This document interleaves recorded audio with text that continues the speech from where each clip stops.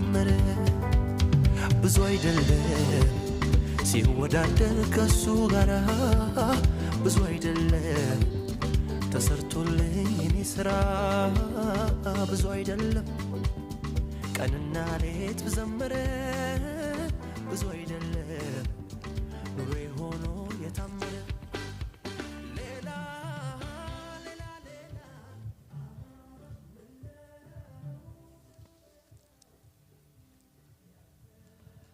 ክብር ሁሉ ለአምላካችን ለእግዚአብሔር ይሁን። ሁላችሁንም በጌታ በኢየሱስ ስም ሰላም እላችኋለሁ። ጌታ የተባረከ ይሁን። እግዚአብሔር ስለሰጠን የአምልኮ የዝማሬ ጊዜ ክብር ለስሙ ይሁን። ያገለገሉንን ሁሉ እግዚአብሔር ይባርካቸው። ወደ እግዚአብሔር አምላካችን ቃል ነው የምንሄደው። የፊልጵስዩስን መልእክት ማየት ጀምረናል። ባለፈው ሳምንት ምዕራፍ 1ን ጨርሰናል። የወሰድነው ርዕስ ለክርስቶስ ወንጌል እንደሚገባ ኑሩ የሚል ነው። በጣም ያነሳነው ነገር ምንድነው? ወንጌሉ ምናምነው ብቻ ሳይሆን ምንኖረው ነው የሚል ነው። በጣም በወንጌል ስለማመናችን ብዙ ነው የተናገርነው። ግን አሁን በወንጌል ስለመኖር መነጋገር ያስፈልገናል እና ወንጌሉ የሚኖርም እንደሆነ ተመልክተናል። ሐዋርያው ጳውሎስ ከምዕራፍ 1 መጨረሻው ጀምሮ ምዕራፍ 2 ምዕራፍ 3 ምዕራፍ 4 ለዚህ ወንጌል እንዴት እንደሚኖር ያስተማረበት የመከረበት ነው። በዛ ዋና ሐሳብ ስር ነው የሚሄደው። ዛሬም ምዕራፍ 2 ነው የምንቀጥለው። ከምዕራፍ 2 ከቁጥር 1 እስከ 11 አነባለሁ። እሱን ካነበብኩ በኋላ እንጸልያለን። ምዕራፍ 2 የፊልጵስዩስ ምዕራፍ 2 ከቁጥር 1 እስከ 11። በክርስቶስም አንዳች ምክር ቢሆን፣ የፍቅር መጽናናት ቢሆን፣ የመንፈስ ህብረት ቢሆን፣ ምህረትና ርህራሄ ቢሆኑ ደስታዬን ፈጽሙልኝ። በአንድ ሐሳብ ተስማሙ። አንድ ፍቅር፣ አንድ ልብ፣ አንድ ሐሳብ ይሁንላችሁ። ለወገኔ ይጠቅማል በማለት ወይም በከንቱ ውዳሴ ምክንያት አንድ እንኳ አታድርጉ። ነገር ግን እያንዳንዱ ባልንጀራው ከራሱ ይልቅ እንዲሻል በትህትና ይቁጠር። እያንዳንዱ ለራሱ የሚጠቅመውን አይመልከት፣ ለባልንጀራውም ደግሞ እንጂ።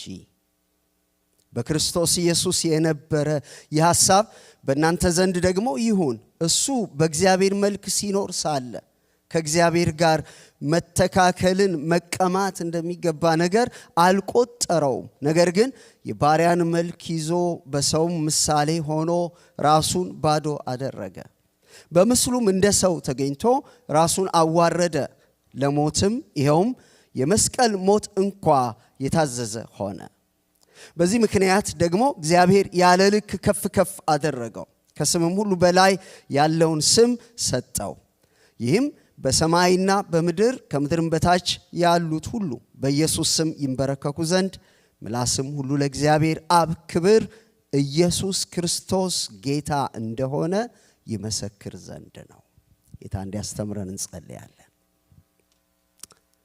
እጅግ ታላቅና ገናና የሆንክ የዘላለም አምላክ ቅዱስ እግዚአብሔር ሆይ እንደገና እናመሰግንሃለን። እግዚአብሔር አምላካችን ሆይ ይሄ ቃልህ የማያልፍ ነው።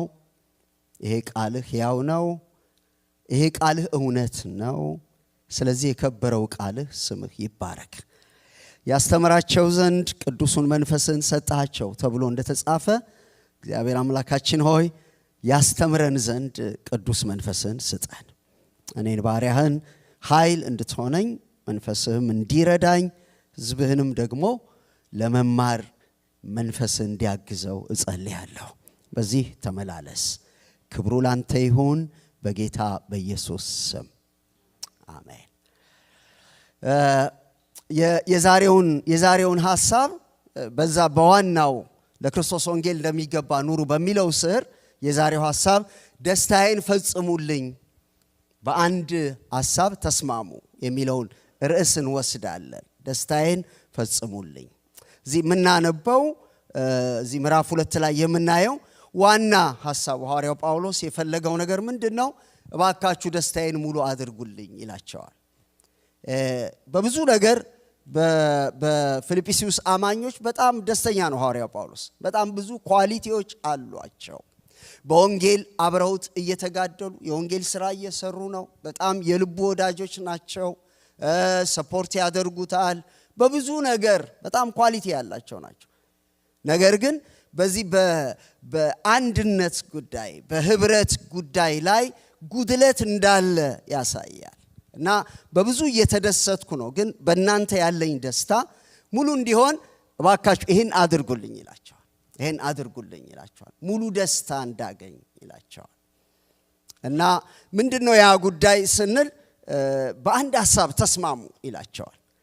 ምን ማለት ነው? አለመስማማት ነበረ ማለት ነው። አለመስማማት አለመገጣጠም ነበረ ማለት ነው። በጣም አደገኛ ነገር ነው። በጣም አደገኛ ነው። ምዕራፍ 4 ላይ ስትሄዱ የዛን ሳምፕል ታገኛላችሁ። የዛን ተጨባጭ ሁኔታ ታገኛላችሁ። ምዕራፍ 4 ቁጥር 2 ላይ በአንድ ሐሳብ በጌታ እንዲስማሙ ኤዎድያንን እመክራለሁ፣ ሲንቲኬንንም እመክራለሁ። አንተ ደግሞ በስራዬ አብረህ የተጠመድህ እውነተኛ ሆይ እንድታግዛቸው እለምንሃለሁ። ስሞቻቸው በሕይወት መጽሐፍ ከተጻፉት ከቀለምጤኖስና ደግሞም ከኔ ጋር አብረው ከሰሩት ከሌሎች ጋር በወንጌል ከኔ ጋር አብረው ተጋድለዋልና። ምን አይነት ሰዎች ናቸው? በወንጌል በጣም የተጋደሉ፣ ትልቅ የወንጌል አገልግሎት የነበራቸው፣ ስማቸው በሕይወት መጽሐፍ የተጻፈ አማኞች ናቸው። የወንጌል አገልጋዮች ናቸው እነዚህ ሁለት እህቶች። እና ግን ምን ላይ ናቸው ያሉት? ግጭት ላይ ነው ያሉት። እና እንዲስማሙ እባክህ እርዳቸው። መስማማት በፊልጵስዩስ ቤተክርስቲያን ውስጥ እንዲኖር እባካችሁ ደስታዬን ፈጽሙልኝ ይላቸዋል። መስማማት አሁን እዚህ እየተነገረ ያለው ምናልባት ፍቅር ይኑራቸው አይነት አይደለም፣ ግን መስማማት ትንሽ እንድናስብበት ያስፈልጋል። ማያስማሙ ጉዳዮች፣ የሚያጋጩ ጉዳዮች ላይ በጣም ማሰብ ይፈልጋል። አእምሮ ይፈልጋል፣ ልብ ይፈልጋል፣ ጸሎት ይፈልጋል፣ ጥበብ ይፈልጋል። መስማማት ማለት ነው። እና መስማማት መዋሃድ ማለት ነው። አሁን እንደዚህ እጆቼን ይሄኛው ዝግ ቢሆን ይሄኛው ቢከፈት እዚህ ልግባ ቢል መግቢያ የለውም። እና መስማማት ማለት ልክ እንደዚህ ይሄኛውና ይሄኛው ለዚህ ክፍት ይሰጣሉ፣ ቦታ ይሰጣሉ፣ እነዚህ ለዚህ ቦታ ይሰጣሉ። አንዱ ድርቅ ብሎ መስማማት የለም፣ ግን ሁለቱም ክፍት ይሆናሉ። ከዛ ምን ይሆናሉ? ይስማማሉ፣ ይዋሃዳሉ። እና መስማማት ቀላል ነገር አይደለም። በትዳር ውስጥ መስማማት፣ በሚኒስትሪ በአገልግሎት ክፍላችን ውስጥ መስማማት፣ አስ ኤ ቸርች መስማማት በጣም አስፈላጊ ነገር ነው። መስማማት የለም ማለት ግጭት አለ ማለት ነው። ግጭት አለ ማለት ህብረት የለም ማለት ነው። በመንፈሳዊ ህይወታችን ውስጥ በቸርች ውስጥ መሰረታዊ የሆነው ነገር ህብረትን ሉዝ ካደረግን በቃ ዝም ብሎ ነው የሚሆነው። ምንም ነገር ልክ አይደለም፣ ልክ አይሆንም። እግዚአብሔር አይደሰትም። መንፈስ ቅዱስ ማለፍ አይችልም፣ ማደግ አይቻልም። በህብረት ውስጥ እግዚአብሔር ያዘዛቸውን በጣም ድንቅ የሆኑ በረከቶች በናዝሬቱ በኢየሱስ ስም እየተሰነጠቀ ይውረድ ብትሉ በፍጹም አይወርድም። መንፈሳዊ ህብረት ከመስማማት ይልቅ በመጋጨት ውስጥ የሚያልፍ ከሆነ በጣም ምፈራቸው እና የተጻፉ ሁለት አደጋዎች አሉት። ኤፌሶን ምዕራፍ 4 ላይ ከ26 እስከ 27 እና ኤፌሶን ምዕራፍ 4 ከ29 እስከ 32 በምታዩበት ጊዜ በህብረት ውስጥ ያለውን ህይወትና በረከት ማጣት ብቻ ሳይሆን ሌላ በጣም አደጋ አለ። በጣም ከባድ አደጋ አለ። በጣም ከባድ አደጋ አለው። ኤፌሶን 4 ከ26 እስከ 27 ምን ይላል? ተቆጡ፣ ነገር ግን ኃጢአትን አትስሩ ይላል። ከላይ እውነት ተነጋገሩ ይላል። ብልቶች ስለሆናችሁ እውነት ተነጋገሩ፣ ውሸትን አስወግዱ ይልና ተቆጡ። መገሰጽ ያለበትን ስሜታችሁ የሚያስቆጣ ነገር ሲኖር ተቆጡ፣ ነገር ግን ይሄ ከኃጢአት የጸዳ ቁጣ ተቆጡ ይልና ለዲያብሎስ እድል ፈንታ አትስጡት። ያ ግጭት ያ ቁጣ ለዲያብሎስ ምን አትስጡት? እድል ፈንታ። ምን ማለት ነው እድል ፈንታ? ለሰዎች አሁን አንድ ነገር ስታከፋፍሉ ያንተ ድርሻ ይሄ ነው፣ ያንተ ድርሻ ይሄ ነው። እናንተ ራሳችሁ ማለት እኮ ነው ለዲያብሎስ ካም ናና ስራ ብላችሁ አንተ ደግሞ እዚህ ጋር ድርሻው ያንተ ነው ብላችሁ አትስጡት። አንዳንድ ጊዜ በጣም እንገስጻለን፣ ነገር ግን ባኗሯራችን በሪሌሽንሺፓችን ዌልካም እንለዋለን ጠላትን። እድል ፈንታ ምን አታርጉት? አትስጡት። ስለዚህ አንድነት እንደው ዝም ብለን ምንም አይደለም ምንለው አይደለም፣ የራሱ ጉዳይ የምንለው አይደለም። ምን ያመጣል? ያ ለዲያብሎስ እድል ፈንታ ይሰጣል። ዲያብሎስን ታውቁታላችሁ አይደል? ማይምር ነው። እግዚአብሔር ይገስጸው። ጨካኝ ነው። ለማረድ ነው የሚመጣው፣ ለመስረቅ ነው የሚመጣው፣ ለክፋት ነው የሚመጣው፣ ለሌላ አይመጣም። ያው መጠንቀቅ ያለብን ነገር መጠበቅ ያለብን ነገር በፈቃዳችን ሊነካን አይችልም። የእግዚአብሔር ጥበቃ፣ የእግዚአብሔር ማዳን፣ የእግዚአብሔር አጥር በእኛ ላይ አለ። ግን እድልህ ነው ይሄ ያንተ ድርሻ ነው ብለን ስንሰጠው ግን በጣም ዲስትራክቲቭ ነው። ትዳር ያፈርሳል፣ የአገልግሎት ግሩፕ ያፈርሳል፣ ቤተ ክርስቲያን ያፈርሳል፣ ትልቅ የወንጌል ሥራ ያፈርሳል፣ ሕይወት ያፈርሳል እና ያስጠነቅቃል። በቁጣችሁ ውስጥ ፀሐይ አይግባ፣ ወዲያው ሶልቭ አድርጉት፣ ወዲያው ፍቱት። አይዋል አይደር፣ እየዋለ እያደረ ሲሄድ እየቦካ እየናረ ሲሄድ ሲፈነዳ በጣም ከባድ ነገር ነው እና የህብረት ነገር ከባድ የሚሆነው ምንድን ነው መሰላችሁ? ዝም ብለን እንደው በቃ የራሱ ጉዳይ ብለን ምንጨርሰው ቢሆን ጥሩ ነበር። ለዲያብሎስ በጣም በጭብጨባ እድል የሚሰጥ ስለሆነ ነው። በጣም እርግጠኛ ነኝ እኔ ወንድሜ ቢጎዳኝ ይሻለኛል ዲያብሎስ መጥቶ ከሚጫወትብኝ። የሱን ጉዳት ብቀበል ምናልባት ይሰድበኝ ከሆነ ቢሰድበኝ፣ ገንዘቤን ይወስድ ከሆነ ቢወስድ፣ የሚያደርገውን ነገር አድርጎ ከወንድሜ ጋር በሰላም የሱን ጉዳት ብሸከም ይሻለኛል ዲያብሎስ መጥቶ ሌላ ነገር ከሚያደርግ። አያችሁ፣ ማናስተውለው ነገር በግጭት ውስጥ ይሄንን አናስተውልም። ስለዚህ ከዚህኛው ይልቅ ያ የባሰ ስለሆነ ሚስቶች የባላችሁን ሸክም ተሸከሙ። ባሎች የሚስቶቻችሁን ችግር ብትሸከሙ ይሻላል። ቅዱሳን የእርስ በርሳችንን ነገር ብንሸከም ይሻላል። ያ ጠላታችን ማይምር ስለሆነ ብዙ ጠባሳ፣ ብዙ ቁስል፣ ብዙ ዲስትራክሽን ስለሚያመጣ ፑማ አዱማራ ፑማ። ይሄን በጣም ማሰብ መጠንቀቅ ያስፈልገናል።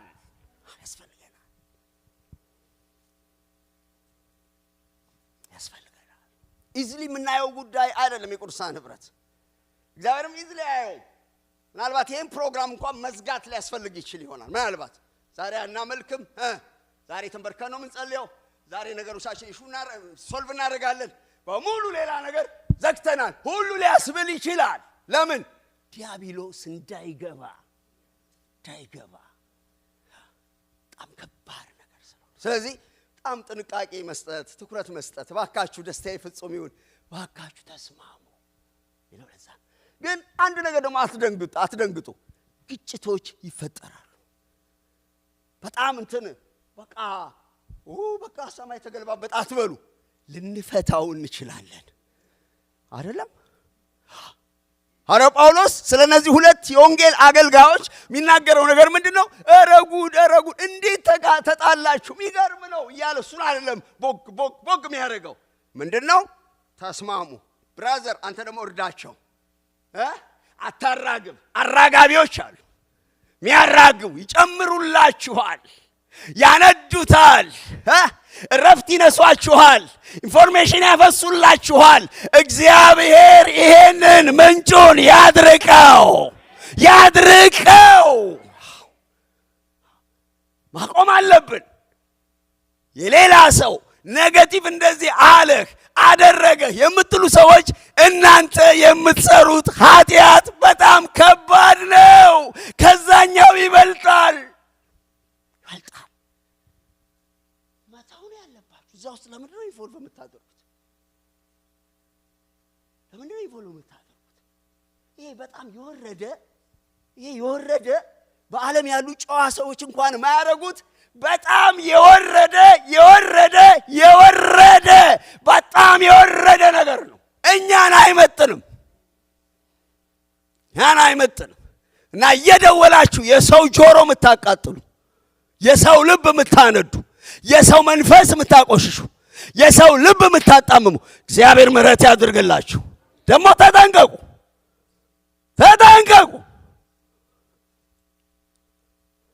እና እኔ የህብረት ጉዳይ የሚያሳስበኝ አንዳንድ ጊዜ ምን ያስጨንቀኝ ይላል፣ ግን ያስጨንቀኛል። ለካ መንፈስ ቅዱስ ነው የሚጨንቀው። በውስጣችሁ የምትጨንቁ ሰዎች አላችሁ። ለምን? ሰይጣን እንዳይገባ። ሁለተኛው በጣም አደገኛው ነገር ምንድነው? ለቤዛ ቀን የታተምንበትን በጣም ምን ወደውን የሚያጽናናንን ሕይወታችንን የሚቀድሰውን ቀብዲ የሆነውን በእኛ ያደረውን ቅዱስ መንፈስ ያሳዝናል። እዛ ላይ ሄዳችሁ ምዕራፍ 4 ከ29 እስከ 32 በምታነቡበት ጊዜ የመንፈስ ቅዱስ ሐዘን የተገለጠው በሌላ ጉዳይ አይደለም፣ በመስረቅ በማመንዘር በምናምን አይደለም። ያ የተገለጠው እዛ ላይ በሪሌሽንሺፓችን ውስጥ ባለ ጉዳይ ነው። ምን ይላል ንግግራችሁ? በጸጋ ይሆን፣ ክፉ ቃል ከአፋችሁ ምን አይሁን? አይውጣ። ክፉ ቃል አይውጣ። ጩኸትን፣ ስድብን፣ ቁጣን አስወግዱ። ለምን? ጩኸት፣ ቁጣ፣ ስድብ፣ ንዴት እግዚአብሔር መንፈስ ያሳዝናል። እኔ አንዳንድ ጊዜ ከአንዳንድ ሰዎች ጋር ቁጭ ስል ይሄ እንትናቸው ራሱ ድምጻቸው መንፈሴን ይሰርቀዋል። ይሆነ ይሄ ያረፈ እግዚአብሔር ሰዎች ይሄ አለ አይደለም፣ ይሄ ሰላም ሲሏችሁ እንኳን ሰላም ይሰጣሉ አይደለም። እና ለቤዛ ቀን ግን ምን ሆኑ? ቸሮች ሁኑ፣ ርኅሩኆች ሁኑ። እግዚአብሔር በክርስቶስ ይቅር እንዳላችሁ ይቅር ተባባሉ። ለምን? ቪዛችሁ ላይ ችግር ይመጣል። ከሰማይ ያገኛችሁ ቪዛ ላይ ሆሊ ስፒሪት ላይ እናንተ ውስጥ እኔ ውስጥ የእግዚአብሔር መንፈስ ያዝናል። እናንተ የምታዩት ምንድነው? እየዘመርኩለት ነው፣ እኔም እየሰበኩለት ነው፣ እኔም እያገለገልኩት አይፈልገውም። መጀመሪያ ከወንድማ ጋር መታረቅ አለብህ፣ ከእህትሽ ጋር መታረቅ አለብሽ። አት ኤኒ ኮስት ማንኛውንም ግጭት መፍታት አለ። ለምን ግጭቶች እንደማይፈቱ ታውቃላችሁ? ኢሹ ማይፈታ ስለሆነ ሳይሆን እልከኞች ስለሆነ። በጣም እልከኞች ነን።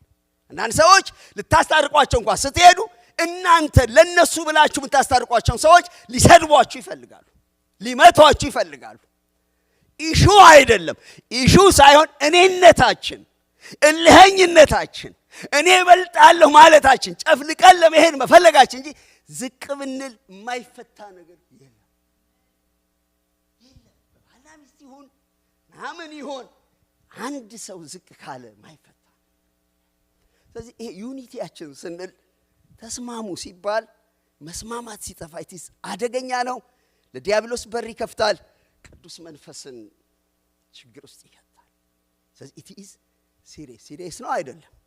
እኔ ሰይጣን የሚያስገባ ነገር፣ መንፈስ ቅዱስን የሚያሳዝን ነገር እኔ ባዝን ይሻለኛል፣ እኔ ብጎዳ ይሻለኛል፣ እኔ ቢያመኝ ይሻለኛል መንፈስ ቅዱስ ከሚያመው፣ መንፈስ ቅዱስ ከሚያዝን፣ ይሄ ድንቅ ጌታ፣ ይሄ ንጹህ ጌታ፣ ይሄ ቅዱስ ጌታ በእኔ ለማደር የመጣ ከሚቸገር እኔ ብቸገር ይሻለኛል። ያ ክፉም ከሚገባ እኔ ብጎዳ ይሻለኛል። ይህም በጣም ልብ በሉ። አሁን ችግር አለብን ለማለት አይደለም፣ ግን ይገጥመናል። ኮንፍሊክቶች፣ ግጭቶች ከወደቅን በኋላ አሉ።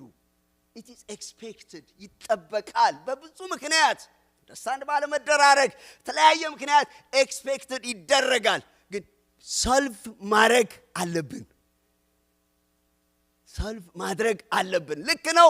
ጊዜ መውሰድ ያስፈልገን ይሆናል። ጉዳት ሊኖር ይችላል። ግን ጊዜ ወስደን እንደምንም መፍታት ያስፈልገናልና ተስማሙ።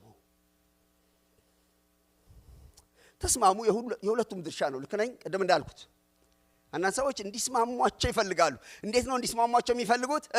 እናንተ እንድትስማሙ ይፈልጋሉ። ቁመታችሁ እንደኔ እንዲሆን፣ ጎናችሁ እንደኔ እንዲሆን፣ አይናችሁ እንደኔ እንዲሆን፣ ልክ እንደኔ ሆናችሁ እንድትስማሙ ነው እንጂ እንደናንተ ለመሆን እናንተን ለመሆን ጥረት አደረግም። ተስማሙ ማለት እናንተም ኑ ያም ይምጣ ይሄም ይምጣ፣ ከዛ በኋላ ተስማሙ። ስንስማማ ሕይወት፣ በረከት፣ ሰላም፣ ጸጋ፣ የእግዚአብሔር ክብር፣ የእግዚአብሔር ክንድ ያለ መከልከል ይገለጣል።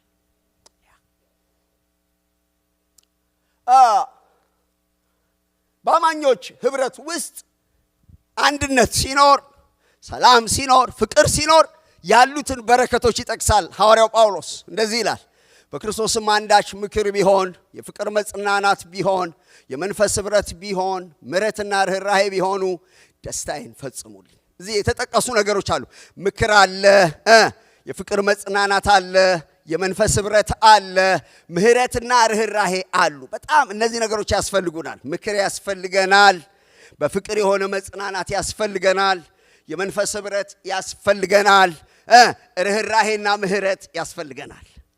አያችሁ በቅዱሳን እምነት ህይወት ውስጥ እነዚህ በፌሎሺፓችን ውስጥ ያሉ ነገሮች እነዚህ ናቸው። እነዚህ ነገሮች ከየት እንደሚመጡ ስንመለከት የመጀመሪያው ይሄ በክርስቶስ ያለ ምክርና የፍቅር መጽናናት ይላል። እነዚህ ነገሮች ከክርስቶስ ከመንፈስ ቅዱስ ከእግዚአብሔር አብ የምናገኛቸው ነገሮች ሲሆኑ ይሄ ምክር፣ መጽናናት፣ የመንፈስ ህብረት፣ ርኅራኄና ምሕረት ከእግዚአብሔር የምንቀበላቸው በጣም በዚህ ምድር ስንኖር እጅግ የሚረዱን የእግዚአብሔር ስጦታዎች ናቸው። እነዚህን ነገሮች ግን እኛ በህብረት ውስጥ እንለማመዳቸዋለን። ምንጩ ግን ራሱ እግዚአብሔር ነው። በቅዱሳን ህይወት ውስጥ ህብረት ውስጥ ያለውን በረከት ህይወት የሚመነጨው ከራሱ ከእግዚአብሔር ነው። ምክርና የፍቅር መጽናናት ከክርስቶስ ጋር ተያይዟል። ምክርና የፍቅር መጽናናት እነዚህ ነገሮች በጣም ካላጋነንኩት በየቀኑ ያስፈልጉናል። እግዚአብሔር ምክር ጋይዳንስ በጣም አስቸጋሪ ጊዜ ስለሆነ የእግዚአብሔር አቅጣጫ መስጠት በጣም ያስፈልገናል። ያ ብቻ አይደለም፣ በጣም ይሄ ዘመን ሃይሊ ዲስአፖይንት የሚያደርግ ተስፋ የሚያሳጣ ሁሉ ነገር እያለ ተስፋ የሚያሳጣ አቅም የሚያሳጣ ስለሆነ የፍቅር መጽናናት ጰራቅሊጦስ በጣም ያስፈልገናል። ይሄንን እንዳትክዱ። ይሄ በጣም አስፈላጊ ነገር ነው። ምክር ያስፈልገናል። እኔ እግዚአብሔር ይመክረኛል። ከዛ ቤቴ ውስጥ ባለቤቴ ትመክረኛለች። ከዛ ቤተክርስቲያን ስመጣ እመከራለሁ። ከወገኖች ጋር ባለኝ ግንኙነት ስንጨዋወት እመከራለሁ። በህብረት ውስጥ እመከራለሁ። ሰዎች በሚጸልዩት ውስጥ እመከራለሁ። ያ ነገር ሼፕ ያደርገኛል፣ አቅጣጫ ይሰጠኛል። ምክር ያስፈልገናል። የፍቅር መጽናናት ደግሞ ያስፈልገናል። በብዙዎቻችን ውስጥ በጣም ተስፋ መቁረጥ፣ አቅም ማጣት፣ ብርታት ማጣት አለ። እግዚአብሔር ካላበረታን በስተቀር መቆም የሚያስቸግር በጣም አስቸጋሪ ጊዜ ነው። እነዚህን ሁለት መድኃኒቶች የመጀመሪያውን ለመጥቀስ ነው ከክርስቶስ የምናገኛቸው ናቸው። ጌታ ኢየሱስ ክርስቶስ ኢሳይያስ 9:6 ላይ ድንቅ መካር ወንደርፉል ካውንስለር ከሰማነው በጣም ድንቅ መካሪ ነው። ሕይወታችንን በዘላለም አቅጣጫ እየቃኘ ስለ ስሙ በጽድቅ በማይጸጽት መንገድ የሚመራ አስደናቂ መካሪ የናዝሬቱ ኢየሱስ ነው። የናዝሬቱ ኢየሱስ ሊመክረን ይፈልጋል። ልባችንን ሊያቀና ይፈልጋል። መንገዳችንን አቅጣጫ ሊሰጠን ይፈልጋል። ይሄንን ድንቅ መካሪ፣ ድንቅ ካውንስለር፣ ሃሌሉያ፣ ጥበበኛ የሆነ ካውንስለር፣ የቱ እንደሚበጀን የሚያውቅ የምንሄድበትን አቅጣጫ የሚያሳይ ድንቅ መካሪ የናዝሬቱ ኢየሱስ አማኑኤል ተወልዶልናል። ሌላው መጽናናት፣ ጌታ ኢየሱስ ክርስቶስ መጽናናት ነው። ምን ይላል? በክርስቶስ ያለ አንዳች ምክር ቢሆን የፍቅር መጽናናት። ይሄ ድንቅ መካርና መጽናናት የጌታ ኢየሱስ ስሞች ናቸው። ልክ ጌታ ኢየሱስ ድንቅ ምክር አለው ሳይሆን ራሱ ድንቅ መካር ነው ይላል። ደግሞም ጌታ ኢየሱስ ራሱ አጽናኝ ሳይሆን መጽናናት ነው። ኢየሱስን ስታዩት ራሱ መጽናናት ነው። ሕይወታችሁ ሲገባ ራሱ መጽናናት ነው የናዝሬቱ ኢየሱስ። ሉቃስ 2:25 ላይ ስለ ስምዖን ሲናገር እንደዚህ ይላል፣ የእስራኤልን መጽናናት ይጠባበቅ ነበር ይላል። አሁን እዛ ጋር ስታዩት እስራኤል እንዴት ኢንካሬጅ እንደምትሆን ነው የሚመስለው። ግን የእስራኤልን መጽናናት የሚለው ያንን ቃል የሚተካው መሲሁን ነው። ከዛ የናዝሬቱ ኢየሱስን ሲያቅፈው አሁን ባሪያህን አሰናብተው አለ እና ኢየሱስን ምን ይለው ነበር? የእስራኤልን መጽናናት ምን ማለት ነው? መሲሁን ማለት ነው። ሁለተኛ ቆሮንቶስ 1:5 ላይ እንደዚህ ይላል፣ የክርስቶስ ስቃይ በእኛ ላይ እንደበዛ እንዲሁ መጽናናታችን ደግሞ በክርስቶስ በኩል ይበዛልናል ይላል። ይህን መጽናናት የሚለውን ነገር ሳስብ በጣም እኛ መጽናናት፣ ይሄ መበርታት፣ ኢንካሬጅ መደረግ፣ አጠገባችን የሚቆም ጰራቅሊጦስ ማለት በአጠገብ የሚቆም የሚያበረታ፣ ስለኛ የሚሟገት፣ እኛን የሚደግፍ፣ አይዞህ የሚል ማለት ነው። በዚህ ስራ ላይ እግዚአብሔር አብም እግዚአብሔር መንፈስ ቅዱስም እግዚአብሔር ወልድም በዚህ ስራ ላይ ተሰማርተዋል። እግዚአብሔር አብ ሁለተኛ ቆሮንቶስ ምዕራፍ 1 ላይ ስንመለከት የመጽናናት ሁሉ አምላክ ነው ይላል። ምን ማለት ነው? የመጽናናት ሁሉ አምላክ ማለት ጌታ እግዚአብሔር የማያጽናናው ነገር የለም። ምን ማለት ነው? ሊያወጣን የማይችልበት ጥልቅ ጉድጓድ የለም። ሊያነሳን የማይችለው የወደቅንበት ነገር የለም። የመጽናናት ሁሉ አምላክ ማንኛውንም ጉዳይ ማንኛውንም ኢሹ በየአይነቱና በመልኩ ሊያጽናና፣ ዲል ሊያረግ፣ ሊፈውስ፣ ሊጠግን፣ ሊቀይር የሚችል አምላክ አለን። ስሙ ይባረክ። የመጽናናት ሁሉ ባለቤት አለን። እኔ አዝናለሁ ጴንጤ ተስፋ ሲቆርጥ፣ ልቡ ሲወድቅ፣ አንዳንድ ነገሮቹ ስንገባ በቃ ማን ወጣ ሲመስለን፣ ዛሬ እነግራችኋለሁ እግዚአብሔር እኛን የማያወጣበት ጉድጓድ የለም፣ የማይፈታው ሸለቆ የለም፣ የማይቀይረው የህይወት ታሪክ የለም።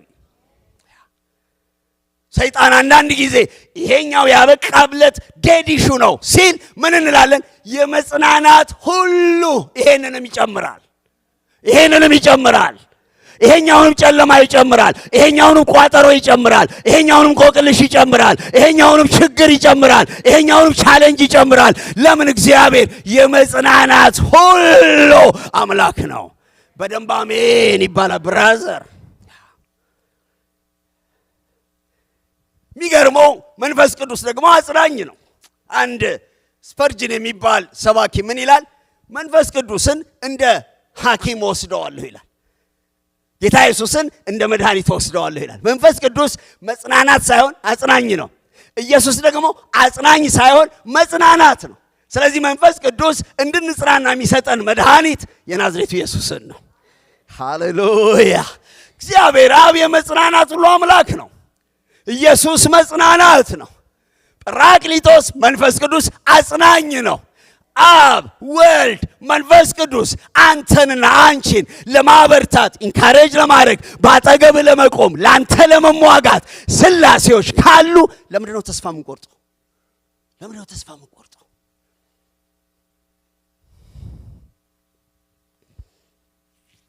እግዚአብሔር ሕዝብ በመከራ በፈተና በቻሌንጅ ሁሉ ጉልበት አለው፣ ብርታት አለው፣ ዝማሬ አለው፣ ምስጋና አለው። እወጣለሁ ይላል። ልብ አለው።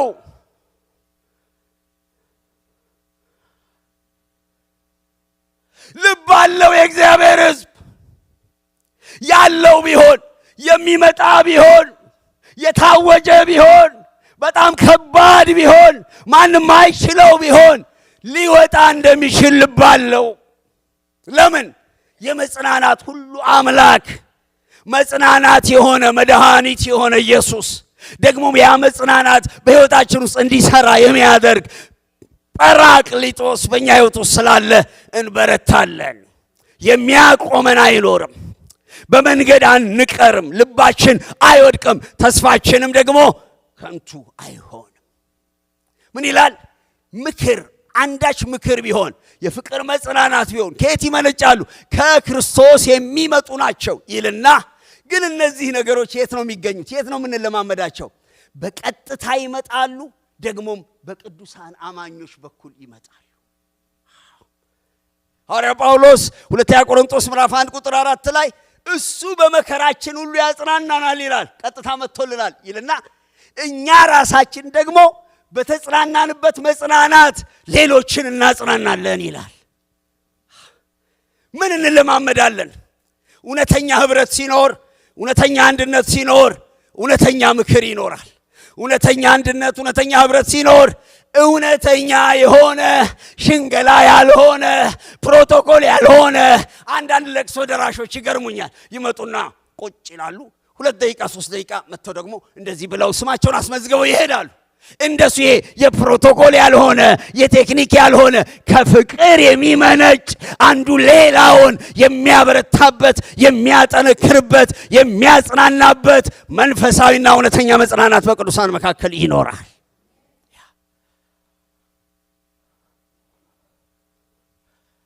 መጽናናት ያስፈልገናል።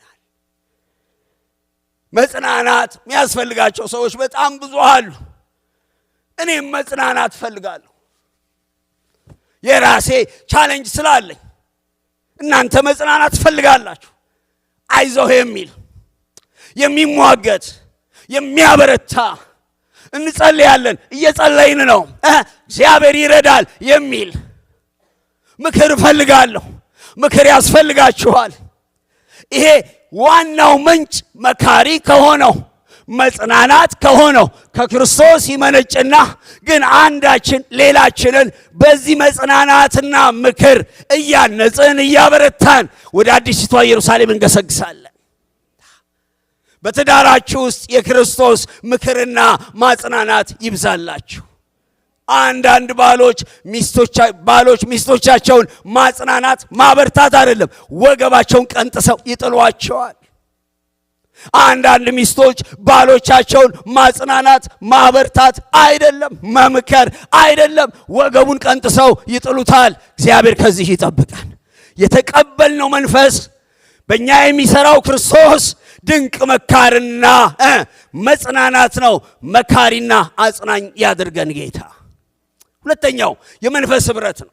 ይሄ ደግሞ ከመንፈስ ቅዱስ ጋር ይያያዛል። ህብረታችን ውስጥ ሥላሴዎች ይሰራሉ። ክርስቶስ ይሰራል፣ መንፈስ ቅዱስ ይሰራል፣ እግዚአብሔር አብ ይሰራል። ሁሉም የየራሳቸው ባህሪና ስራ አላቸው። የምን ይላል? የመንፈስ ህብረት። ይሄንን ከዚህ በፊትም ተናግረናል፣ ነግሬያችኋለሁ። የኛ ህብረት የመንፈስ ህብረት ነው። ምናረጋቸው ነገሮች ቢኖሩም እንኳን ከዛ በመንፈስ ከሆነው ህብረት የሚመነጩ ናቸው እንጂ ከሌላ የሚመነጩ አይደሉም። የኛ አንድነት ሲፈተሽ የተቋጠረበት የተያዘበት መንፈስ ቅዱስ የመንፈሳዊ ነገር መሆን አለበት። ምንድነው የመንፈስ ህብረት? ህብረት የሚለውን የግሪኩ ቃል ኮይኒያ ይለዋል። ኮይኒያ ማለት አንድን ነገር በጋራ መካፈል፣ ኮመን ነገር ሲኖረን ማለት ነው።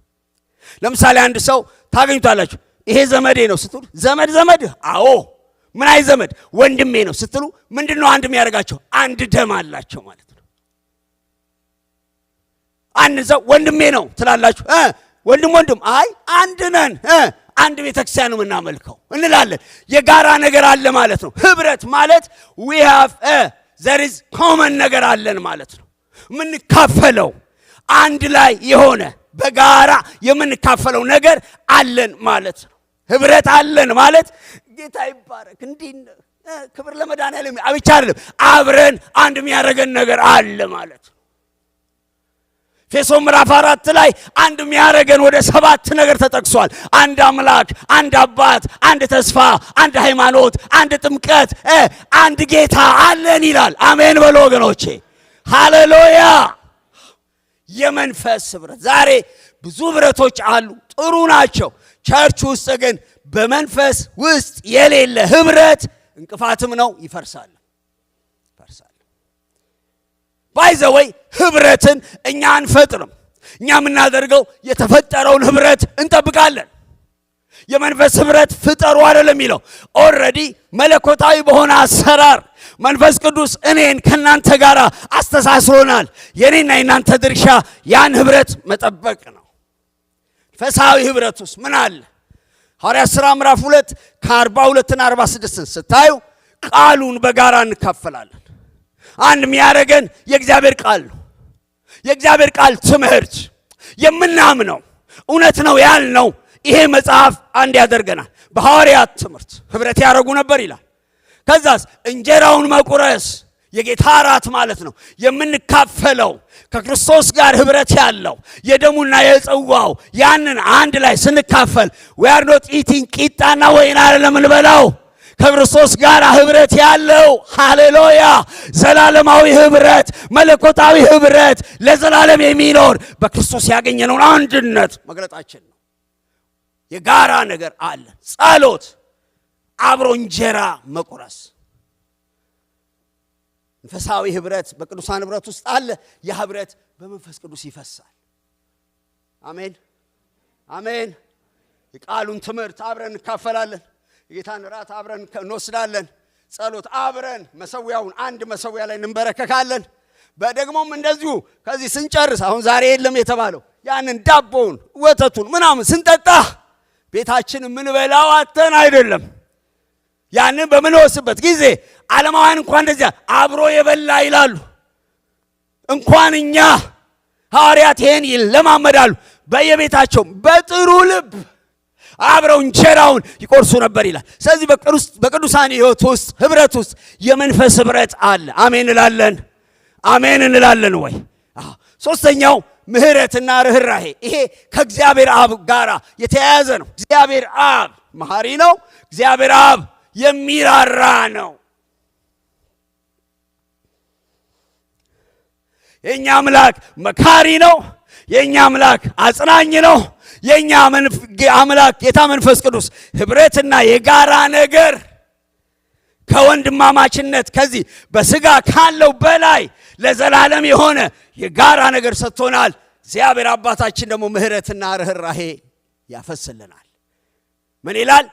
ምህረትና ርህራሄ ቢሆኑ ይላል። እነዚህ ስላሴዎች ውስጥ ያሉ ነገሮች ናቸው። እግዚአብሔር አብ መሐሪ ነው፣ ሩህሩህ ነው። ሰይጣን እንዴት እንደሳለላችሁ አላውቅም። እናንተም አእምሮአችሁ እንዴት እግዚአብሔርን እንዴት ነው የምትስሉት? እንዴት ነው የምታዩት? እግዚአብሔርን ስታዩ የኔት እንዴት ነው የምታዩ? እግዚአብሔር በእኛ ስሜት አይተረጎምም። በእኛ ኢማጂኔሽን አይተረጎምም። እግዚአብሔር በእኛ ቤተሰቦች አይተረጎምም። እግዚአብሔር ባለንበት ሁኔታ አይተረጎምም። ያዕቆብ ምዕራፍ 5 ቁጥር 11 ላይ ታገሱ ይልና ኢዮብን ያነሳል። አሁን ኢዮብን ስታዩት እግዚአብሔር መሐሪ ይመስላል?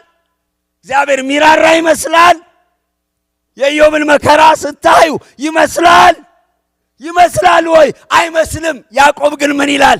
ኢዮብ እንደታገሰ ሰምታችኋል፣ ጌታም እንዳደረገለት ሰምታችኋል ይልና የኢዮብን መከራ ታሪክ ምን ይላል?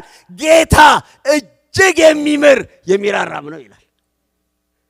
ሃው ኢዮብን አይቼ እኔ እግዚአብሔር የሚምር ነው የሚራራ ነው ለማለት ይከብደኛል።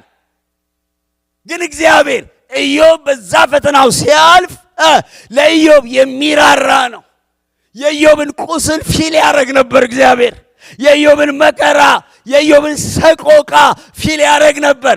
ግን ምንድነው ያየው? ለኢዮብ የበለጠ ነገር ስላየ ለመከራው ልክ ሰጥቶ ለዚያ ጸጋ አብዝቶ መከራው እንዲያቆም አድርጎ በክብር ብድራት ሰጠው። ጌታ እጅግ የሚምር የሚራራ ነው።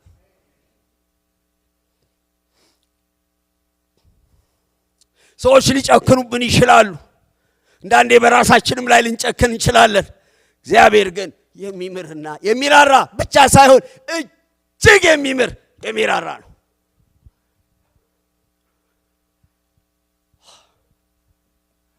This is our God. ይሄ ነው አምላካችን።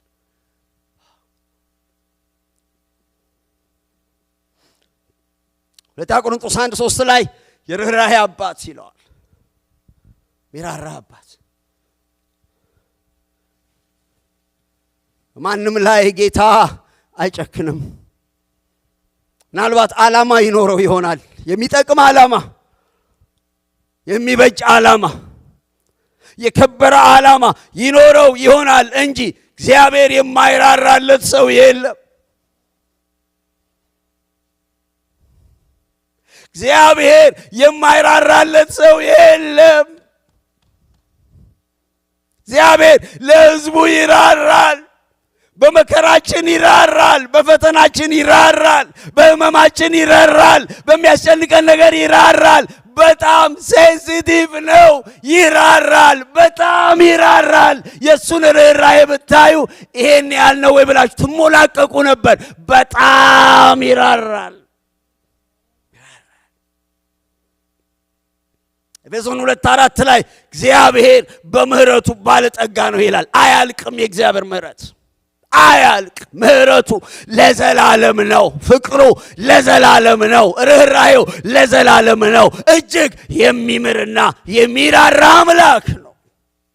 ይህንን ከእግዚአብሔር እንማራለን። በቅዱሳን ኅብረት ውስጥ ግን ምህረትና ርኅራኄ ከእግዚአብሔር ስላገኘን እንለማመደዋለን። ይሄ ተግባራዊ የክርስትና ኑሮ ነው። መረዳዳት።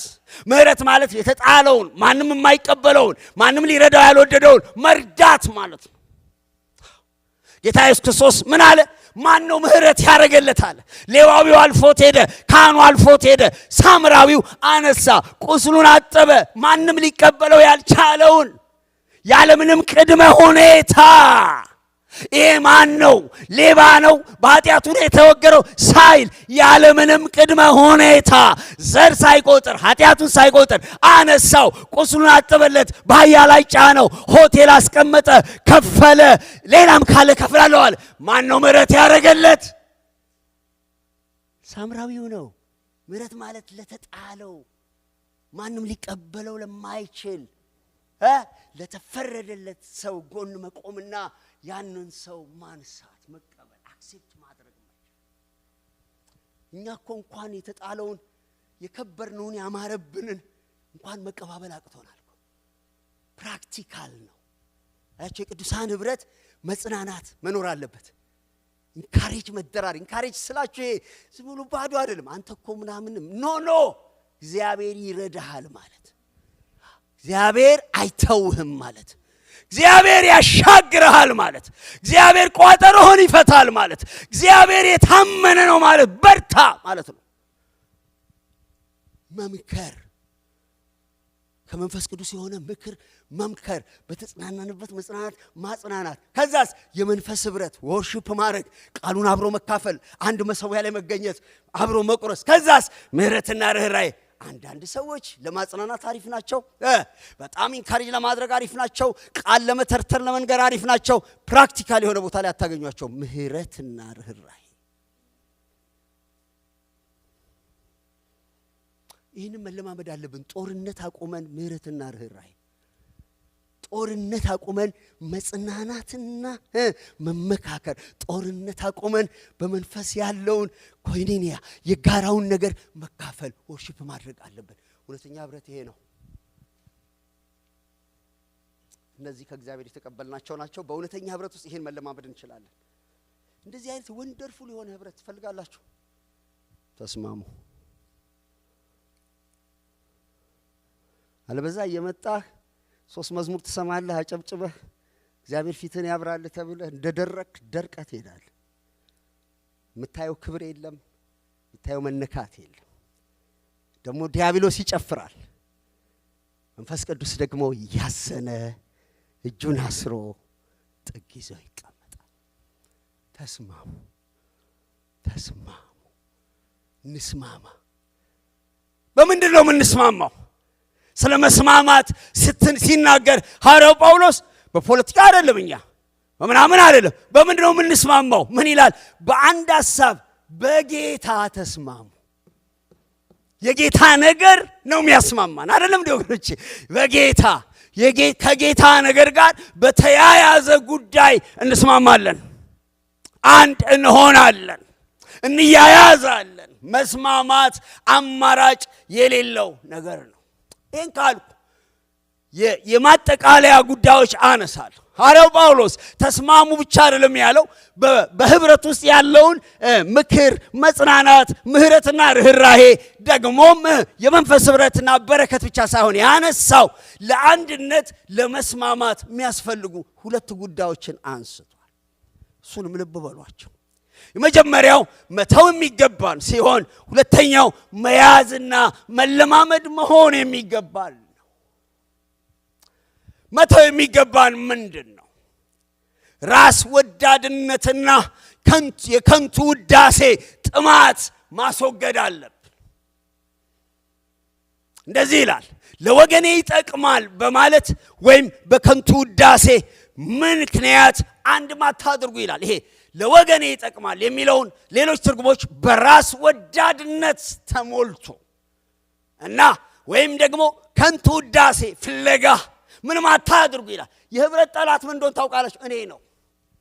እኔ ካልተሰማሁ፣ እኔ ካልተከበርኩ፣ እኔ ካልተመሰገንኩ፣ እኔ ካልበላሁ፣ እኔ ካልጠጣሁ፣ እኔ የህብረት ጠላት ነው። አንዳንድ ሰዎች ቁጭ ብትሉና ብታዳምጧቸው በ5 ደቂቃ ውስጥ 30 ጊዜ እኔ ይላሉ። ቁጠሩ እስቲ ዝም ብላችሁ። እኔ ታዲያ ሶዋት አንተ ታዲያ ምን እናርግ አንተን? እና እኔ ደግሞ አንዳንዴ ነገር አይገባኝም። እኔ ምናምን የሚሉት እኮ በቃ እኔ የሚሉት ምንድን ነው? በቃ እኔ አንድ ነገር ልደረግ ነው። ለካ እኔ ደግሞ በቃ ዝም ብዬ በገርነት አዳምጫ አይዞህ ምናምን ብዬ ግን ለካ በኋላ ሳስበው እኔ የሚለው እኔ ሴንተር ልሁን ይላል። እኛ የሰው ሴንተር የለም። የኛ ሴንተር ጌታ ክርስቶስ ነው። እኔነት፣ ራስ ወዳድነት ምንድን ነው? በጣም አደገኛ የሆነ በራስ ፍላጎትና ማንነት በጣም መሞላት ነው። ነገሮች ሁሉ ከራሳችን ጋር በጣም ኦቨር የሆነ ራሳችን ላይ ትኩረት የምናደርግበት ነገር ነው። አንዳንድ ጊዜ እዚህ ላይ የሚሰሩ ሰዎች ይሄ የስብዕና መዛባትም ነው ይሉታል። ፐርሰናሊቲ ዲስኦርደር ምን ያመጣል? ሃይሊ ራሳችሁ ላይ ትኩረት እንድታደርጉ፣ ስለ ራሳችሁ ብቻ እንድታስቡና ከፍተኛ የሆነ የመከበር ጥማት እንዲያድርባችሁ ያደርጋል። ይሄ ትንሽ ፐርሶናሊቲ ዲስኦርደርም አንዳንዱ ነገር ፈውስ ያስፈልገዋል። አንድ ነገር አመል አይደለም። በአስተዳደጋችን ምክንያት የሚመጣ እዚህ ሀገር ባለ ስትረስ የሚመጣ በምንሰማቸው ሚዲያዎች የሚፈጠሩ ስለሆኑ ፈውስ ያስፈልጋቸዋል። እግዚአብሔር ይፈውሰን። ሌላው ግን ይሄ ራስ ወዳድ ራስን ሴንተር ያለ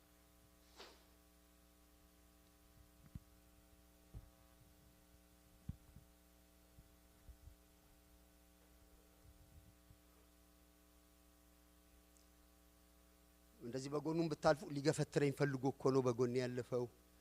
እንደዚህ ያለኝ እኮ እንደዚህ ሊለኝ ነው። እንደዚህ እኮ ያደረገው እንደዚህ ነው። ቀንና ሌሊት ምንድነው? ሁለተኛው ጣጣ ውዳሴ መፈለግ። እግዚአብሔር ከዚህ ይፍታል። እኔ እዚህ ሀገር በጣም የወደድኩት ነገር ሶሪና ቴንኪውን በጣም ወድጃለሁ። ግን የቴንኪው አዲክሽን ግን ብዙ ሰዎች ይዟቸዋል። ቴንኪው ፊት ካላደረጋችኋቸው ሪኮግኒሽን መፈለግ። አንድ ነገር ልንገራችሁ፣ በጣም የሚሻለው ነገር እግዚአብሔር ቢያመሰግናል።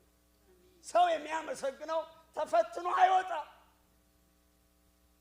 ውጪ ሊያስፈልግ ይችላል፣ ኢሜጅ መገንባት፣ ሪኮግኒሽን ማግኘት። እግዚአብሔር ቤት ሌላ ነው ሲስተም። እግዚአብሔር ቤት ራስን ዝቅ ማለት፣ ራስን መደበቅ፣ ራስን መተው፣ ጌታን ማክበር፣ ለሌላው መኖር ነው። ከንቱ ውዳሴ፣ ከንቱ ማለት ባዶ ማይጠቅም ምን ያደርግልኛል?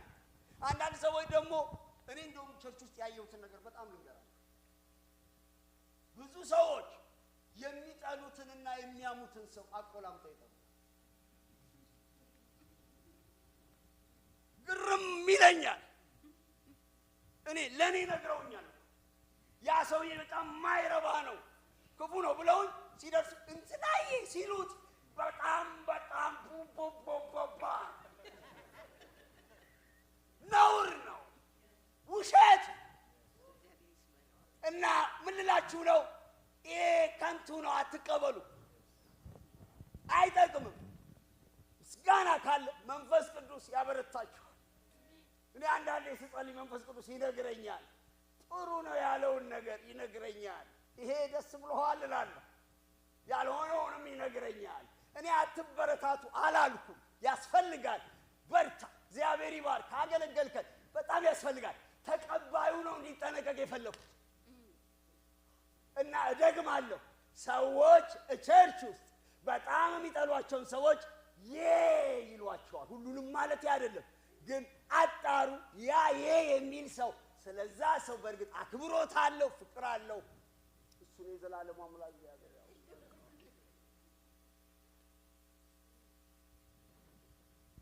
ለምን አንዳንድ ጊዜ ደግሞ አንዳንድ ሰዎች ከንቱ ውዳሴ ዲማንድ ስለሚያደርጓችሁ ትሰጣላችሁ አርቲፊሻል እያሳተማ ፈልገዋልና ትሰጣላችሁ እሱም ደግሞ በከንቱ ውዳሴ ይታገላል ያ ውዳሴ ሲቀር የቀበረው መሳሪያ አለ ድራሻችሁ በጅምላ ጨራሽ መሳሪያ ይጨርሳችሁ እና ይሄ ለህብረታችን በጣም ከባዱ ነገር ሰልፊሽ የሆነ የራስ አምቢሽን እና ክብር ፍለጋ ከባድ ነው አይመችም ሲኖር ራሱ ጉባኤ ውስጥ መንፈስ ቅዱስ ሲቆረቁረው ያስታውቃል ነፃነት ይነሳል እግዚአብሔር ያፍርሰው እግዚአብሔር ያፍርሰው ክብር ካለ ክብር ለእግዚአብሔር ደግሜ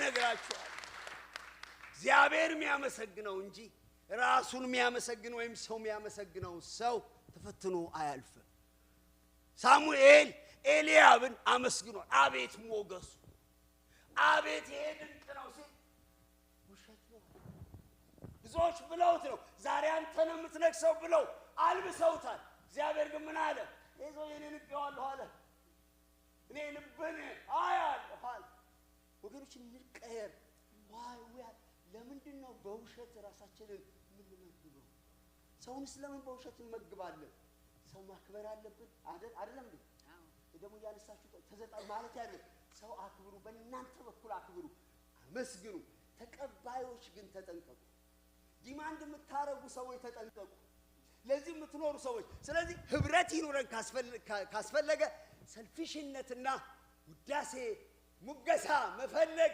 እስከሌለ ድረስ ይሄ መንጋ ይበጠበጣል ደግሞ እንዲህ አይነት ሰዎች አይጠግቡም ገንዘብ የሚወድ ሰው አይጠግብም ክብርም የሚጠማ ሰው አይጠግብም እግዚአብሔር ሲያከብረን ነው ልባችን ያለው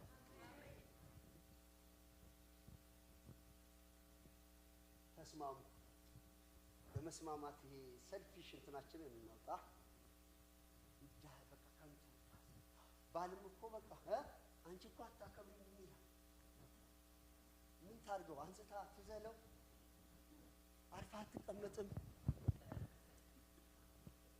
ሰራለች ታበላለች አልተከበርኩም ራስ ነው እኮ ምንድነው ራስ እኮ ሰርቭ ለማድረግ ነው እንጂ አንተ ንጉስ እንድትሆን አይደለም ለሚኒስትሪ ነው ሰርቫንት ሊደርሺፕ ቤታችሁ ውስጥ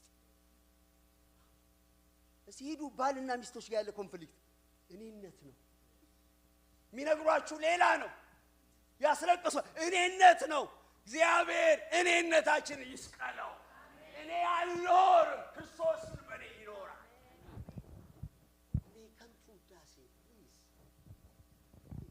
ወርቅ እኔው ወርቄ መቆረጥ ለጨለብኝ እኔ እናንተ እንዴት ነው ድንቅ ነው ድንቅ ነው ምናምን በልስ መጣተለ እናንተ ድንቅ ነው ስትሉ ምትሉ እግዚአብሔር መንፈስ ቅዱስ አዝኝ ባሉ ምን ይጠቅመኛል ድንቅ ከሆነ ደግሞ ልክ ከሆነ ደግሞ በጌታ ቀን ዋጋዬን ይከፍለኛል ጌታ ሰጠኝ ጸጋ ሰርቫ አደረኳችሁ እግዚአብሔር ይባረክ ክብር ለእግዚአብሔር ሰጥቶ የሆነ ግን የሚያስቸግር ነገር አለ ድሮ የለመድኩት ነፃነት አጥቻለሁ ድሮ ማንም የለም there is no የሆነ ሰው የለም በመካከላቸው ሁላችን ውርድ ያለን ጌታ ብቻ ነው የሚከብሩ ስለዚህ ትልቅ የመንፈስ ነፃነት አለ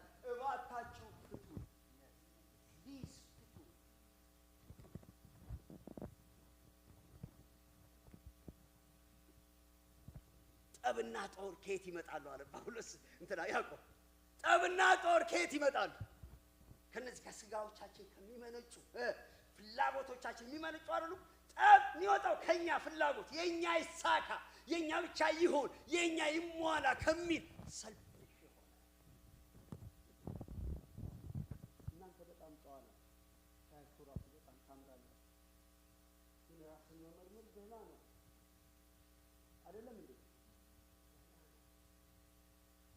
ከተኮፈስንበት መውረድ ጌታ ይክበር። አቤት እና የውሸት አቁሙ። በውሸት የገነባነው መተባበር ይፍረስና የእውነት ይሁን።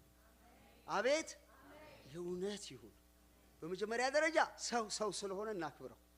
ሁለተኛ ደረጃ ጌታ እግዚአብሔር ልጁን ስለሰጠው በደም ስለተገዛ እናክብረው። ሶስተኛ ደግሞ መንፈስ ፍሬ ቢኖር ቁም ነገር ያለው ሰው ቢኖር የሰራው ነገር ቢኖር እግዚአብሔር ይባርክ እንበል።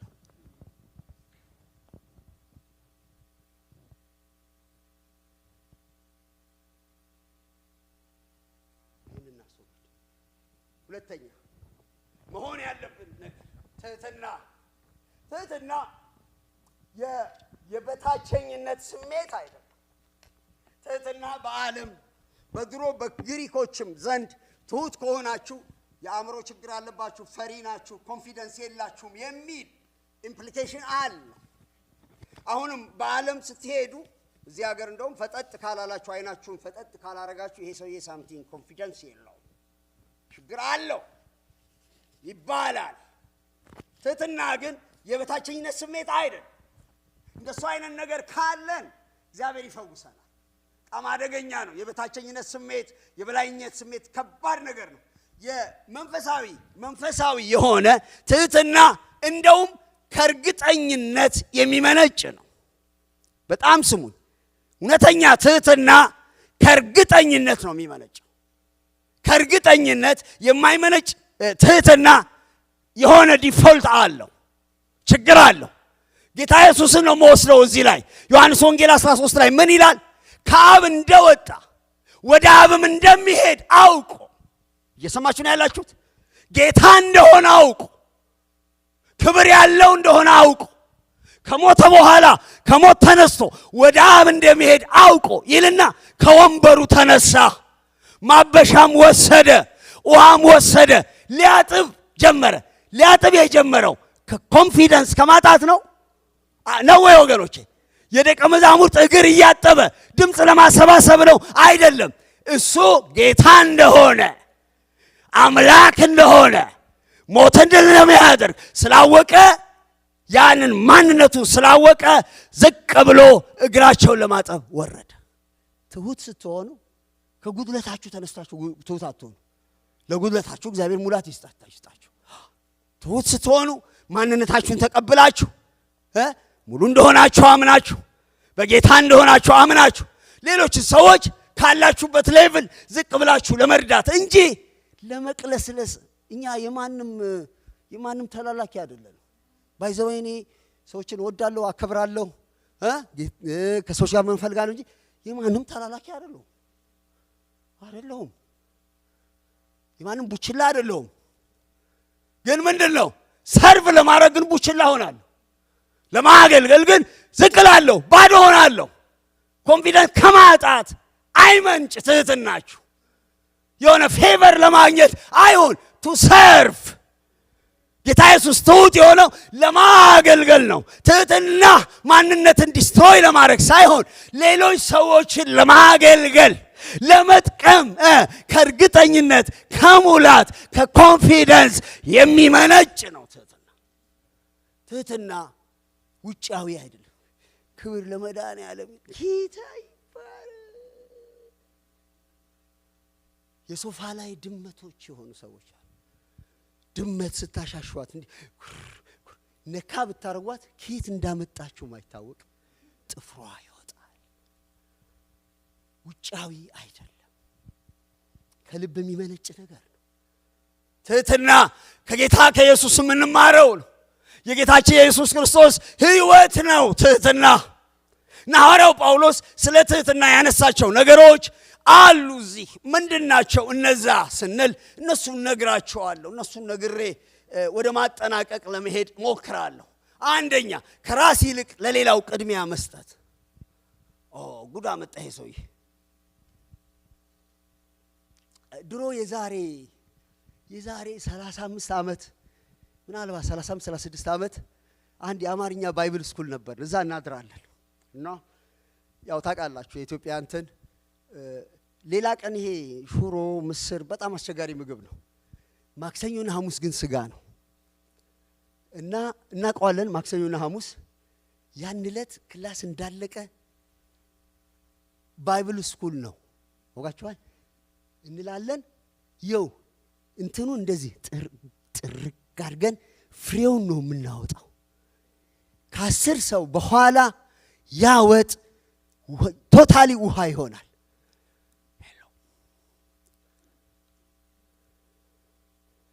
ርራ የለንም ሳህኑ ስለሚሞላ ነው እንጂ ጥርቅ አድርገን ከስር ፍሬውን ብቻ ሐሙስና ማክሰኞ እንሮጣለን።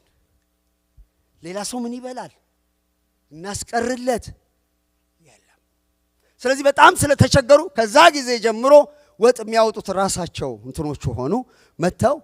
አሁንም እንኳን እኮ ድግስ ላይ ክትፎ አካባቢ ለምንድን ነው ሴቶች የሚቆሙት? ከምሮት ይሄዳል አንደኛው ለብዙ ሰው ያሰባችሁትን ጠራርጎት ይሄዳል። ስለዚህ ያንን ይሄ ቀዩ ምናምን ዝም ይሏችሁና ክትፎ ላይ ግን ገጭ ይላሉ። ከዛ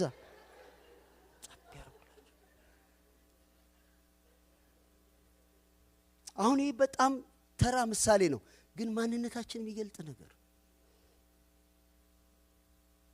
ትሁት በምንሆንበት ጊዜ ወንድሜ ከኔ ይሻላል ብለን እንቆጥራለን። በጣም ተጠንቀቁ። ይሻላል ማለት አዋቂ ነው ምናምን አለም፣ እሱ ይቅደም ማለት ነው።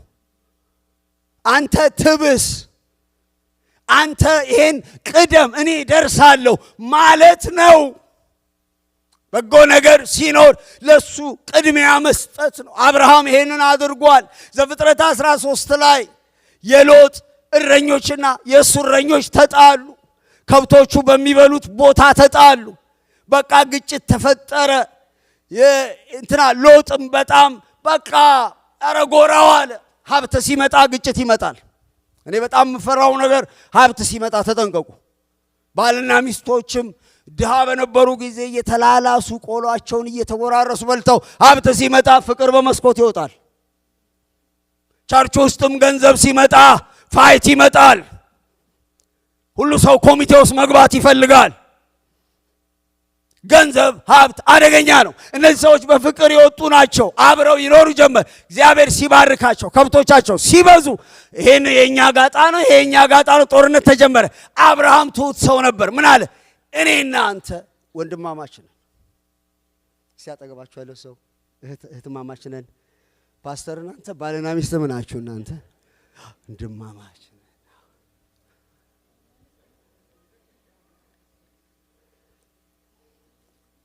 ወንድማማች ነን። ይሄ አሁን የመጣ ነገር ነው። የኔና ያንተ ግንኙነት የከብት ጋጣ አይደለም። የኔና ያንተ ግንኙነት በከብቶች ላይ በጋጣ ላይ የተመሰረተ ሳይሆን እኔና አንተ ወንድማማቾች ነን። እኔና አንተ በዚህ መጣላት የለብንም። ሰውሃት ይሄንን ከሆነ የምትፈልገው እኔ ወደዚህ ሄዳለሁ። ምን አይነት ይሄን ከሆነ የምትፈልገው እኔ ወደዚህ ሄዳለሁ። አባት ነው እሱ። እግዚአብሔር የሚገለጥለት ሰው ነው። ሎጥንም ይዞ የወጣ እሱ ነው። አንተ እግዚአብሔር ይገስጽህ። እንዴት ነው የምትደፍረኝ? እባክህ ወደዛ ጠጋበል ማለት ይችላል። ግን ምን አለ? አንተ ይህን ብትመርጥ እኔ እዛ ገደልም ቢሆን እገባለሁ። አንተ ይህን ግን እኔና አንተ ፍቅር ነው መሆን ያለብን አለው። ቅድሚያ ሰጠው። ሎጥ ፈጣጣ ነው። አንተ ትልቅ ነህ ቅደም አላለውም። የተሻለውን መረጠ። የተሻለው ግን ሰዶምና ገሞራ ነበር። ይሄን ወንድሙን ምድረ በዳ ላይ ጣለው። ጋጣ የሌለበት ላይ ጣለው። የትህትና አምላክ የዘላለም ጌታ ለአብርሃም ተገለጠ።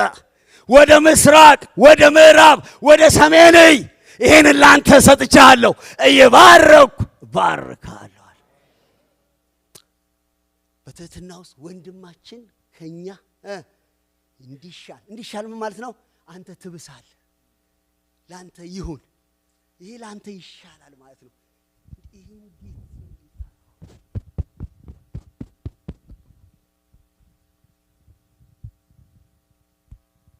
እኔ እኮ ለራሴም እየተናገርኩ ነው። ዛሬ መታ አድርጌ ብሸኛችሁ እችል ነበር። በደንብ እንድናስብበት ነው። ደግመን አንሰማም። ይሄን እንደዚህ ባለበት ቦታ ላይ ጥል ይኖራል። ፓስተር ወርቁን እኔ አንተ ቅደም፣ አንተ ትሻላለህ፣ ላንተ ይመቻል እዚህ ጋር አሁን ካልኩት እኔና ፓስተር ወርቁን እንጣላለን? አንጣላም። ግን እሱ ልትወስደው ነው ይጠጋበል። እኔስ ካልኩ ፋይት እንጀምራለን ማለት ነው።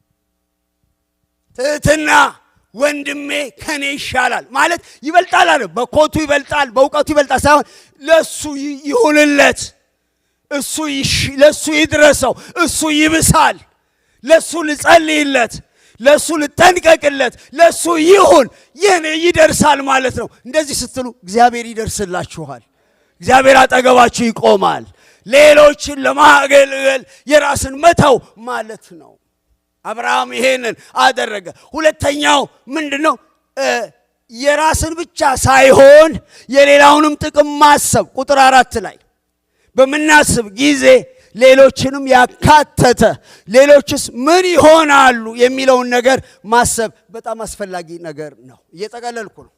ለዚህ ያነሳልን ትልቅ ጉዳይ የጌታችንን የኢየሱስ ክርስቶስን ምሳሌነት ነው። እሱ እኛን እዛ ላይ በጣም አልሄድም። እኛን ለማዳን ለራሱ አይደለም፣ እኛን ለማዳን ሲል የራሱ የሆነውን ነገር በሙሉ ተወው። እግዚአብሔርነቱን ተወ፣ የመለኮት ክብሩን ተወ፣ ራሱን ባዶ አደረገ። ትህትና ራስን ባዶ ማድረግ ነው። ጌታ ኢየሱስ ያን ራሱን ባዶ አድርጎ በዚያ ፈንታ ግን ሰው ሆነ። የባሪያን መልክ ያዘ፣ ታዘዘ። ለዛውም የመስቀል ሞት፣ እርግማን የሆነ ሞት፣ የውርደት ሞት፣ ትልቅ ስቃይ ያለበትን ሞት መረጠ። ያ ሞት ዓለምን አዳነ። ክብር ለእግዚአብሔር ይሆን።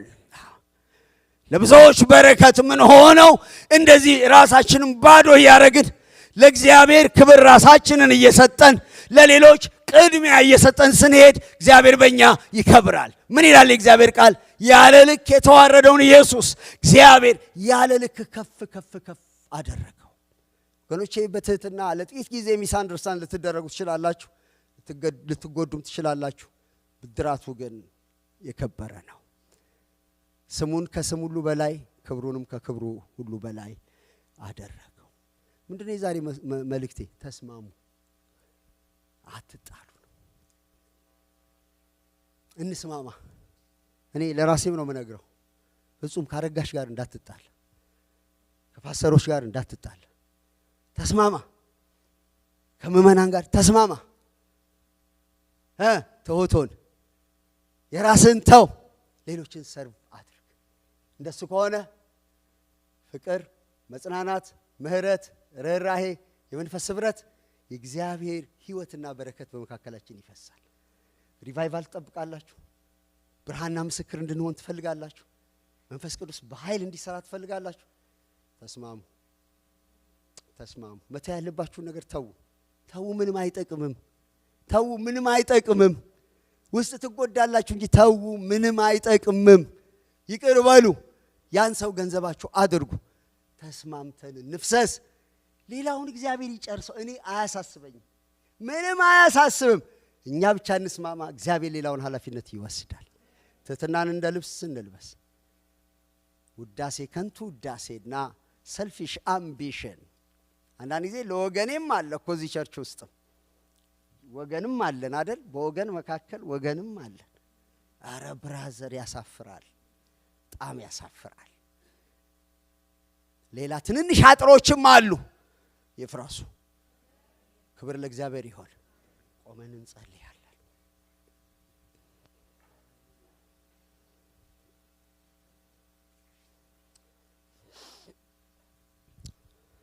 ጌታ ይባረክ። አሜን፣ ሃሌሉያ። በምክሩ ግሩም የሆነ ኢየሱስ ሃሌሉያ የሚበጀንን የሚጠቅመንን የሚረባንን የነገረን ኢየሱስ የተባረከ ይሆን። አሜን ሃሌሉያ። እጅግ የሚምር የሚራራ አምላክና አባታችን እግዚአብሔር የተባረከ ይሆን። አሜን ሃሌሉያ።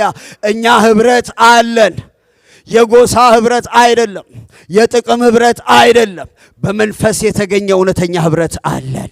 የጋራ ነገር አለን። የጋራ ነገራችን ዘላለማዊ ነው፣ ሰማያዊ ነው፣ ወንጌል ነው፣ በመንፈስ ቅዱስ የሆነ ነው። አሜን። እንስማማለን።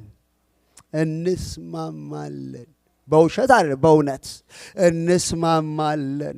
በፍቅር እንስማማለን፣ እንገጣጠማለን። እንደዛ ሲሆን የእግዚአብሔር መንፈስ በእኛ መካከል ይሰራል። ዲያብሎስ መገሰጽ አያስፈልገውም፣ ለቆ ይሄዳል። አሜን፣ ለቆ ይሄዳል። እስቲ እጅ ለእጅ ተያያዙ። እስቲ እጅ ለእጅ ተያያዙ። ልባችሁን ክፈቱ። እስቲ ክፈቱ።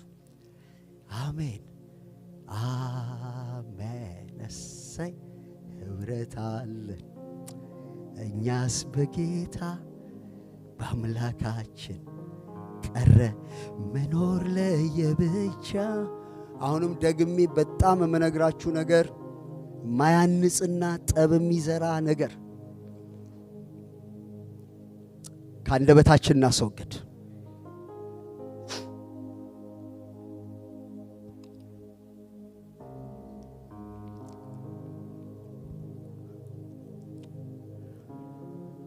ሰላም ይሆን። አሜን። ሰላም ይሆን። ታረቅ ብራዘር። እስከ መቼ አፈንግጠህ ትኖራለህ? ራስን አታታል። የእውነት ጣለውና ታረቅ። ሳሎፖኖሞዶ ሴንቲያኑ ማጃንቶ ሞሮዳ ሻሎ ፓናማራባዳስ። ለጠላት እስከ መቼ እድል ትሰጣለህ? መንፈስ ቅዱስንስ እስከ መቼ ታሳዝናል? ታረቅ ታረቂ የኔት ጥንቃቄ ሊያስፈልግ ይችላል፣ ግን እንስማማለን። በወንጌል እንስማማለን፣ በእግዚአብሔር እውነት እንስማማለን፣ እንያያዛለን። ደም አይደለም የጋራ ያደረገን፣ መንፈሱ ነው። ሰማያዊው ርስት ነው። እግዚአብሔር አብ ነው። የጠጣነው ነገር ነው። ዘላለማዊ ነው። ይሄ ይለያል። ከቤተሰብ ማህበር ይለያል፣ ከድር ይለያል፣ ውጪ ካለው ብዙ ህብረቶች ይለያል፣ ከሀገር ይለያል፣ ከፖለቲካ አቋም ይለያል። ይሄ ልዩ ነው። ይሄ በደም የተሰራ ነው። ይሄ የተቀደሰ ነው። ይሄ ዘላለማዊ ነው። ይሄ ይለያል።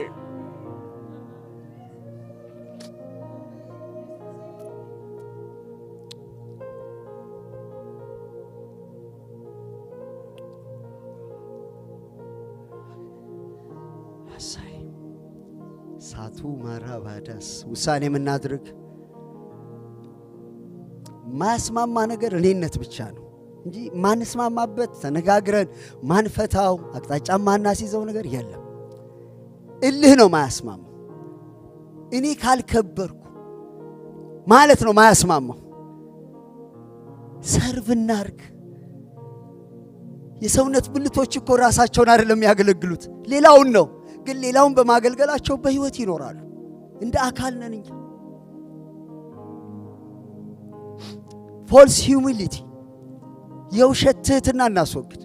እውነተኛ ትህትና፣ ከፍቅር የሚመነጭ ትህትና፣ ራስን ከማወቅ የሚነሳ ትህትና። ምንፈራበት ነገር ካለ ጌታ ፊት እንውደቅ። እሱ ነው ሞገስ የሚሰጠን። የጎደለ ነገር ካለ ጌታን እንጠይቅ። ሰዎች ጋር ግን ያለን ነገር እውነተኛ ይሁን። ሃሌሉያ ሃሌሉያ። አዎ ለሱ ይሁንለት፣ ለሷ ይሁንላት። አሜን ሃሌሉያ። አዎ ለሱ ይሳካለት፣ ለሷ ይሳካላት። እናንተ ሰዎች በአገልግሎት እንኳን እኮ እንፎካከራለን። አረ እግዚአብሔር ይፈውሰን። ይሄ የኛ ሌቭል አይደለም። ባልና ሚስቶች ብትኖሩ ተስማሙ። አንተ እርምጃውን ውሰድ፣ አንቺ ውሰጂ። እልህና ቁም፣ እንታገስ፣ ዝቅ እንበል፣ ምንንከባከበው ሰው እኮ ከኛ ጋር አይጣላም። አንተ ትሻላለህ፣ ላንተ ይሁንልህ፣ ላንተ ቅድሚያ ብንለው እኮ ሰው አይጣላንም። ወደ ኋላ ያስቀረኛል ብሎ ነው የሚጣላን። ሰላም ይሁን ቤት ውስጥ። አሜን። ሰላም ይሁን፣ ሰላም ይሁን፣ መስማማት ይሁን። አሜን ይሁን። አሜን።